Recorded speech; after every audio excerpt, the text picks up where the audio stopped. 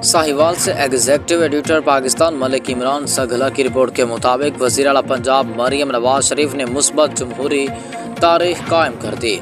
Punjab assembly के इजलास में वज़ीर आला मरियम नवाज शरीफ ने खुद चलकर अपोजिशन रहनुमा राना आफ्ताब अहमद खान की नशिस्त पर गईं।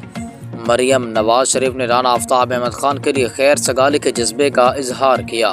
इंतखाब के दिन आपसे मेरी मुलाकात न हो सकी। मरियम नवाज शरीफ इस दिन भी चाहती थी कि आप ऐवान में होते। यही कहने आई हूँ कि आप सब के लिए मेरे दरवाजे खुले हैं। जितनी हुकूमती अरकान की वज़ीर आला हूँ उतनी ही आपकी भी हूँ। राना आफ्ताब अहमद खान ने आमद पर वज़ीर आला पंजाब मरियम नवाज का शुक्रिया अदा किया। इस दिन को जगह बता दी जाती तो हम आ जाते।